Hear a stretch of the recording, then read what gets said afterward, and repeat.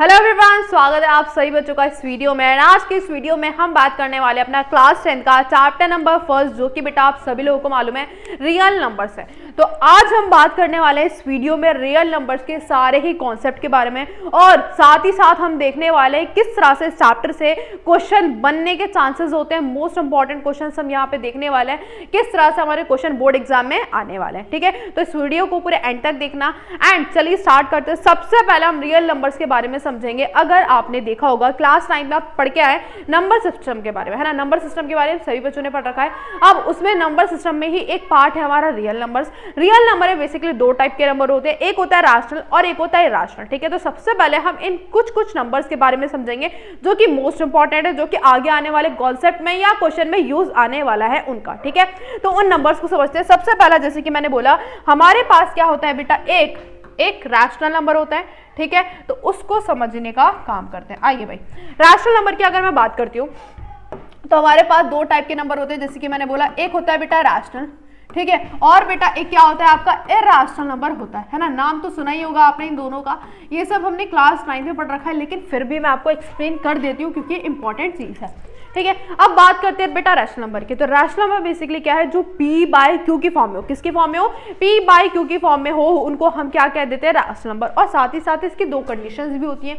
दो कंडीशंस क्या होती है कि सबसे पहली बात, P और Q इंटीजर्स होने चाहिए, और जो हमारा डिनोमिनेटर मतलब जिसको हम Q डिनोट कर रहे हैं वो 0 नहीं होना चाहिए। ठीक है, तो इन बातों को हम लिखते भी चलते हैं। सबसे पहली बात, P अपॉन में Q की फॉर्म में होता है। एंड पहली बात, P एंड Q बेटा क्या होते हैं, आपके इंटीजर्स होते हैं, है ना। क्या होते हैं बेटा, इंटीजर्स होते हैं, और साथ ही साथ जो डिनोमिनेटर है वो 0 नहीं होना चाहिए। ठीक है, पहली चीज ये आ गई।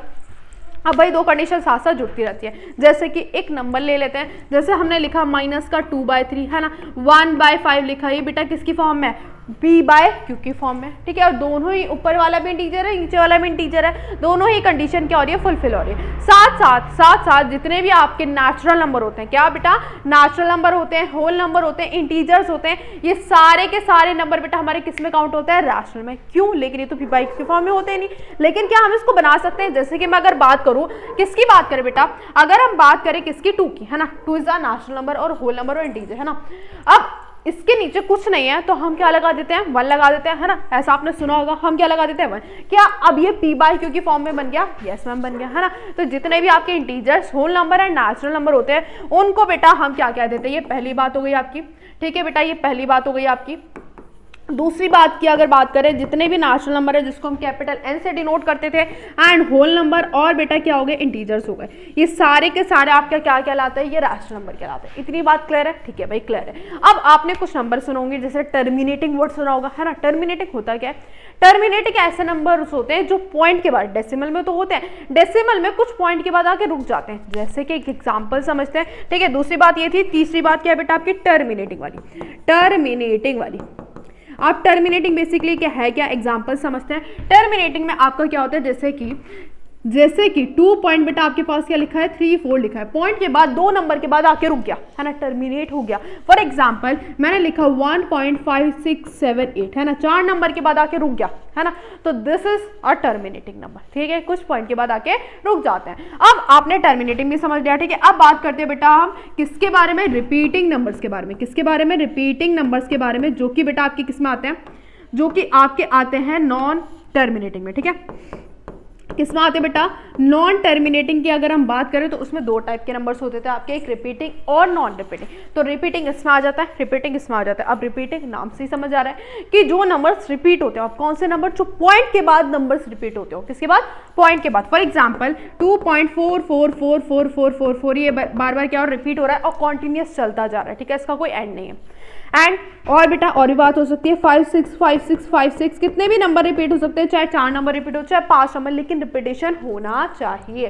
ठीक है, समझ आ गई। तो सबसे पहली बात हमने समझी, P बाय Q की फॉर्म में। Natural number, whole number, integer, this is also called a rational number. And terminating और रिपीटिंग भी हमारे क्या कहलाते हैं, रैशनल नंबर कहलाते हैं। अब आ जाते हैं किसके बारे में, अब आ जाते हैं बेटा इरैशनल नंबर, जो कि P बाय Q की फॉर्म में नहीं होते। अब P बाय Q की फॉर्म में कौन से नंबर नहीं होते मैम, जो कि हमने पढ़ा, देखो हमने अभी मैंने बोला कि नॉन टर्मिनेटिंग में 2 नंबर्स आते थे, है ना, एक रिपीटिंग और नॉन रिपीटिंग। तो नॉन रिपीटिंग बेटा किसमें चला जाएगा, हमारा इरैशनल नंबर में आ जाएगा। किसमें आ गया, इरैशनल नंबर में बेटा क्या आ गया हमारा, नॉन रिपीटिंग, ठीक है। नॉन रिपीटिंग नंबर बेटा किस में आ गया हमारा, इर्रेशनल में आ चुका है। अब नॉन रिपीटिंग कैसे है, मतलब जो रिपीट ना होते हो, है ना, जो रिपीट ना होते हो। अब कैसे, मतलब पॉइंट के बाद वो कॉन्टिन्यूस चलते तो जा रहे हैं लेकिन उनका रिपीटेशन नहीं है, वो कुछ भी नंबर्स आ रहे हैं बिना सीक्वेंस के, ठीक है। जैसे कि 2.4 3 1 8 7 6 9, ठीक है, 1 हो गया, ऐसे ऐसे कुछ भी नंबर आ रहे हैं और कॉन्टिन्यूस चलते जा रहे हैं, ठीक है। ऐसे नंबर्स जैसे कि आपके रूट वाले नंबर्स हो जाते हैं, √2 हो गया, √3 हो गया, ठीक है, आपका क्या हो गया, √5 हो गया, √15 हो गया। ये सारे ही नंबर बेटा आपके क्या है, ये सारे ही नंबर कैसे इर्रेशनल नंबर में काउंट हो जाते हैं, ठीक है। ये जो सारे नंबर्स होते हैं ये हमारे कौन से नंबर कहलाते हैं, non repeating numbers. And pi is also called, बेटा कौन सा नंबर कहलाता है, ये हमारा इर्रेशनल नंबर कहलाता है। समझ आ गई इतनी कहानी, यस मैम समझ आ गई। अब आ जाते हैं बेटा नेक्स्ट पार्ट पे। ये हमने समझा रैशनल और इर्रेशनल के बारे में। अब कुछ और नंबर्स भी होते हैं जैसे कि प्राइम नंबर हो गया, को प्राइम हो गया, कंपोजिट नंबर हो गया, है ना। ये बहुत बेसिक से नंबर है लेकिन बच्चों को इनका मतलब नहीं पता होता, तो मैं उनको भी साथ साथ यहीं पे समझाती चलती हूँ। चलिए भाई आते हैं अपना नेक्स्ट पार्ट पे, और नेक्स्ट है हमारा बेटा क्या है, देखो सुनो, नेक्स्ट बेटा है हमारा प्राइम नंबर, है ना। क्या नंबर है हमारा, प्राइम नंबर के बारे में हम समझते हैं। प्राइम नंबर बेसिकली है क्या भाई, ऐसा नंबर जो सिर्फ किससे डिवाइड हो, वो अपने आप से डिवाइड हो, किससे, इटसेल्फ एंड बेटा किससे, 1 से, जिसके सिर्फ 2 ही फैक्टर्स होते हैं। कितने फैक्टर्स होते हैं बेटा, 2 ही फैक्टर्स होते हैं। और वो 2 फैक्टर्स बेटा कौन कौन से होते हैं, एक तो इटसेल्फ और 1। जैसे हमने लिखा भाई 3, ठीक है, 3 लिखा हमने, और 3 कैसा नंबर है, प्राइम नंबर है भाई। 3 कैसा नंबर है आपका, प्राइम नंबर है। ये सिर्फ अपने आप से जाता है और बेटा किससे जाता है आपका, 1 से जाता है, ठीक है, समझ आ गई। और भी नंबर हो सकते हैं, है ना, और भी नंबर हो सकते हैं जैसे 17 हो गया, 19 हो गया, ठीक है, और भी बहुत सारे हो सकते हैं, ठीक है। बस ये बात ध्यान रखना हमेशा, प्राइम नंबर के कितने फैक्टर्स होते हैं भाई, 2 फैक्टर्स होते हैं, एक इटसेल्फ और एक 1। क्लियर। अब आते हैं भाई नेक्स्ट पार्ट पे। नेक्स्ट पार्ट बेटा आपका क्या है, आपका को प्राइम नंबर है। कैसा नंबर, को प्राइम। अब बेसिकली को मतलब है आपका 2, ठीक है। यहाँ पर हम 2 नंबर्स की बात करने वाले, कितने नंबर्स की बेटा, 2 नंबर्स की।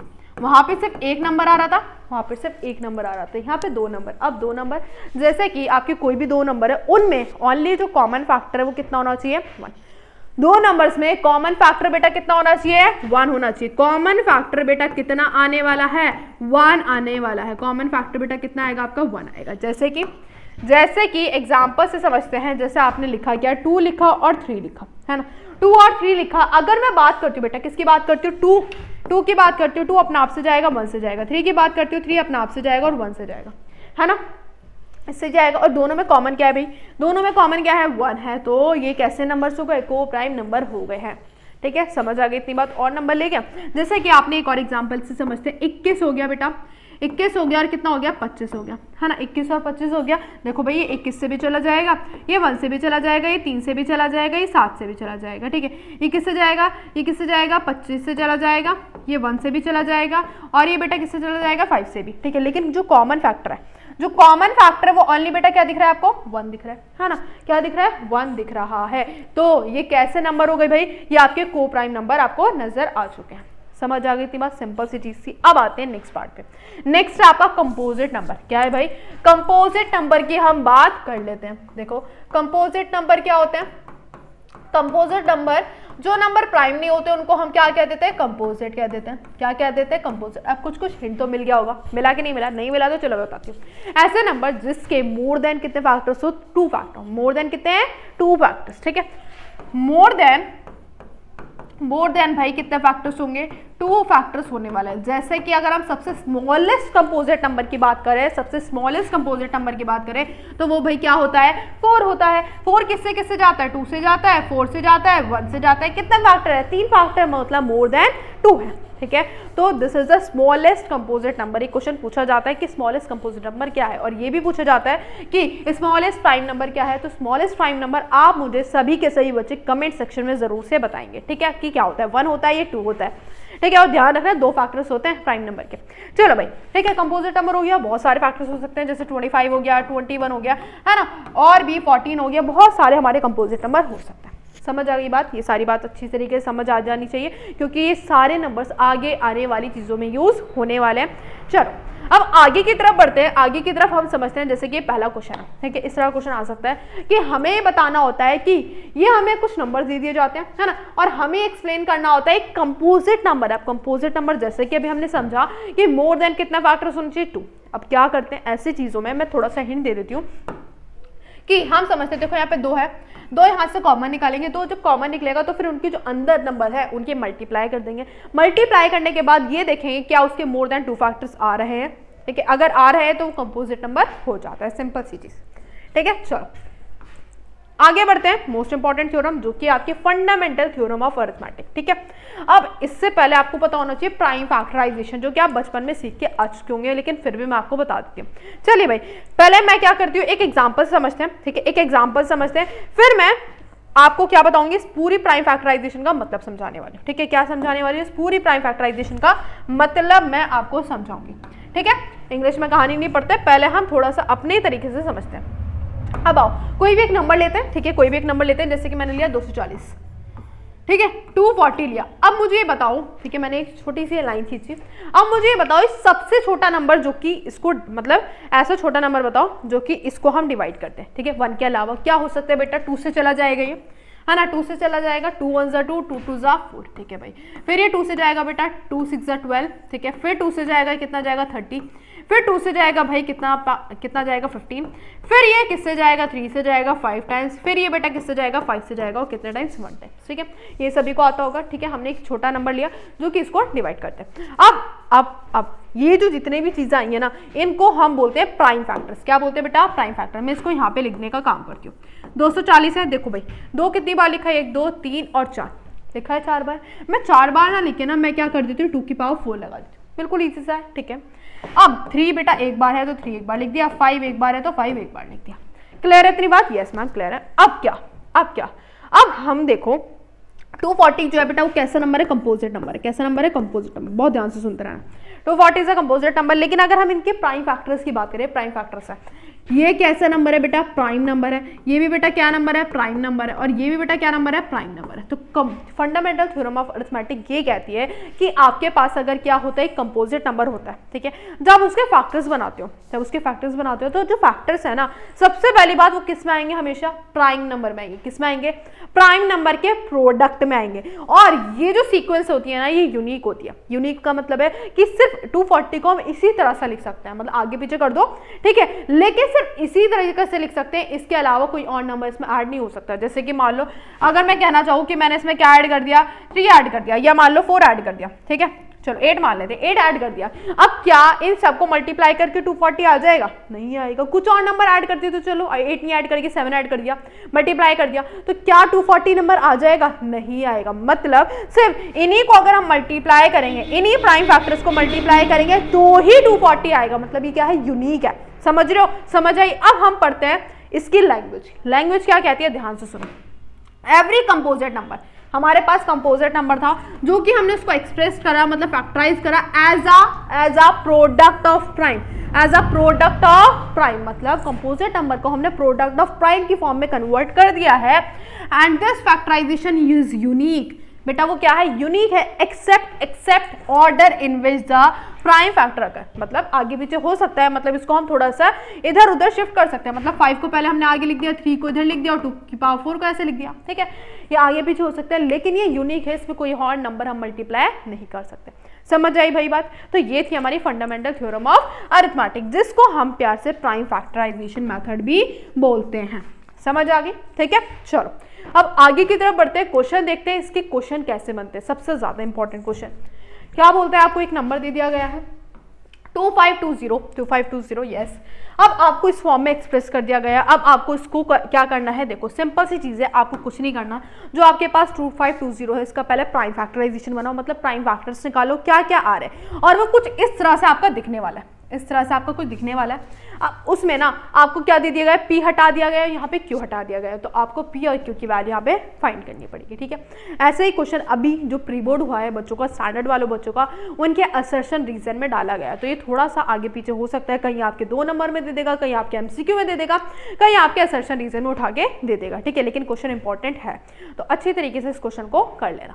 चलिए भाई आगे की तरफ बढ़ते हैं, and this question is also important. क्या बोलता है, the exponent of 2 in prime factorization, same prime factorization का क्वेश्चन है, बोला गया प्राइम फैक्टराइजेशन है, ठीक है। प्राइम फैक्टराइजेशन किसका करना है, 720 का करना है। द एक्सपोनेंट ऑफ 2, हमें बताना है 2 का जो एक्सपोनेंट है, मतलब 2 की जो पावर है वो यहाँ पे कितनी आने वाली है जब हम प्राइम फैक्टराइजेशन करेंगे 720 का।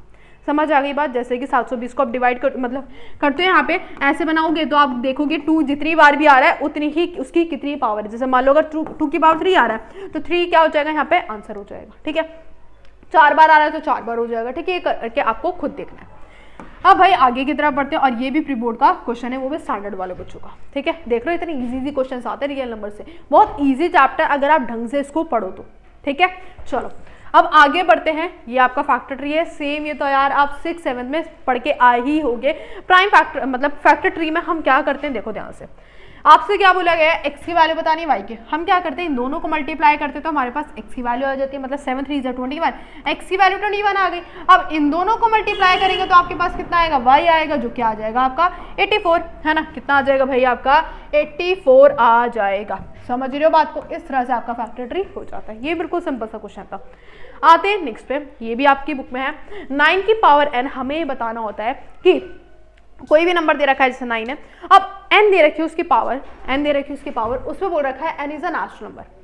अब हमें बताना है n की कुछ भी पावर रख दो, लेकिन वो किससे एंड नहीं होगा, can not and with digit 0, वो 0 से एंड नहीं होना चाहिए। अब डिजिट 0 से एंड होने के लिए हमें क्या क्या चाहिए होता है, देखो अगर मैं बात करती हूँ 20 की, है ना, 20 की बात करती हूँ, तो इसके फैक्टर्स अगर मैं देखूँ, फैक्टर्स में यार 2 भी आता है 5 भी आता है ना, 2 भी आता है 5 भी आता है। अगर मैं 40 की बात करूँ तो बेटा इसमें भी 2 आता है, इसमें भी 5 आता है ना। अगर मैं बात करूँ किसकी, मैं 30 की बात करूँ तो इसमें भी 2 आता है, इसमें भी 5 आता है। अगर मैं 10 की बात करूँ तो इसमें भी 2 आता है, इसमें भी 5 आता है। मतलब जो 0 से एंड हो रहा है नंबर, उसमें अगर आप ध्यान से देख रहे हो, जो कॉमन चीज आपको नजर आ रही है उसमें 2 भी होगा और 5 भी होगा, 2 भी होगा 5 भी होगा, मतलब 2 और 5 दोनों ही होने चाहिए अगर उस नंबर को 0 से एंड होना है तो। इतनी बात समझ रही। अब हमें क्या करना है, हमें बताना है कि 9 की पावर n कभी 0 से एंड नहीं होगा। तो मतलब मैं ये प्रूव कर सकती हूँ कि अगर हम इसके फैक्टर्स निकालते हैं, है ना, फैक्टर्स अगर मैं देखूं तो क्या हो जाएगा बेटा, 3 की पावर 2 हो जाएगा। क्या इसमें 2 और 5 है इसके फैक्टर्स में, नहीं है, नहीं है। चाहे हम n की पावर कितनी भी कर ले, 9 तो है, 9 के हम फैक्टर्स देखेंगे, क्या उसमें 2 और 5 है, दोनों ही होने चाहिए, दोनों मस्ट है। अगर 2 और 5 होते हैं तो वो डिजिट n से 0 मतलब 0 से एंड हो जाएगा, अदरवाइज नहीं होने वाला। तो हम यहाँ पे लिख देंगे कि इसके फैक्टर्स जो है वो 2 और 5 नहीं है इसमें, तो इसलिए 0 से एंड नहीं होगा। अब 9 के अलावा आपको कुछ और नंबर दे सकते हैं, 6 दे दिया, 6 की पावर n। अब यहाँ पर अगर मैं बात करूँ 2 भी हो सकता है और 3 भी होगा इसका फैक्टर। 2 तो है लेकिन क्या 5 है, 5 है नहीं है, तो मतलब ये 0 से एंड नहीं होगा। ठीक है, समझ आ रही है। तो इस तरह से नंबर चेंज करके दे दिया जाएगा। आपको देखना है 2 और 5 दोनों ही होने चाहिए, मैं बार बार बोल रही हूँ, 2 और 5 दोनों ही होने चाहिए। ठीक है, चलो अब आते हैं बेटा most important topic, this is your HCF and LCM। ठीक है, HCF और LCM मोस्ट इंपॉर्टेंट टॉपिक है, हर बार क्वेश्चन आता ही आता है। अब समझते हैं सबसे पहले HCF और LCM है क्या। अगर मैं बात करूँ यार, अगर मैं बात करूँ किसकी, HCF की, है ना, सबको फुल फॉर्म भी पता है क्या होती है बेटा, highest common factor, highest common factor, है ना।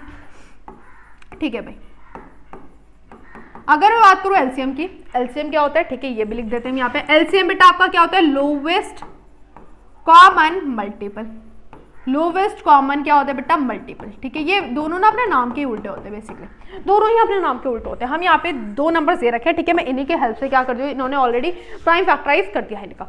जैसे 90 है, ठीक है, 90 है बेटा किस तरह से फॉर्म होगा, 2 की पावर 1, 3 की पावर 2 और 5 की पावर 1। ठीक है, अगर मैं बात करूँ 144 की, तो 2 की पावर 4 है और 3 की पावर 2 है। ठीक है, ऑलरेडी इन्होंने प्राइम फैक्टर्स दे दिए।